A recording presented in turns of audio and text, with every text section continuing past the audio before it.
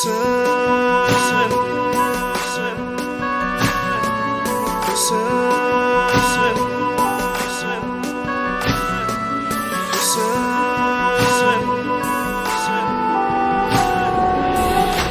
damla yaş süzülür, üze görkem getirir. Hüseyin'in ismi bilin, söze görkem getirir. Kara köynəkləriniz size görkem getirir.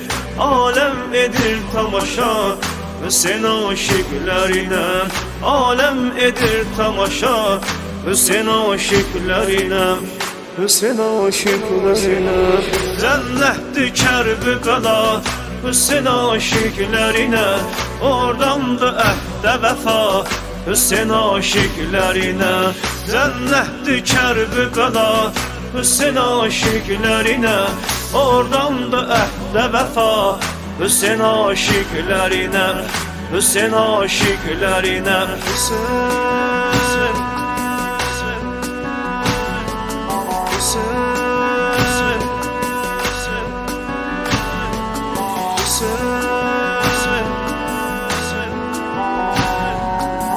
Qumlu səhralar ilə yenə bir dəstə gəlir.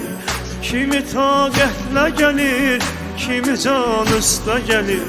Son ümidlə yaşayan orada bir xəstə gəlir. Bilir bastı şəfa Hüseyin aşıklarına, bilir bastı şəfa Hüseyin aşıklarına, Hüseyin aşıklarına.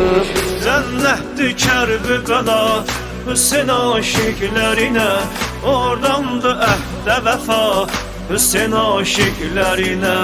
Cennetdi Kərbala Hüseyin aşıklarına, oradan da əhdə vəfa Hüseyin aşıklarına, Hüseyin aşıklarına.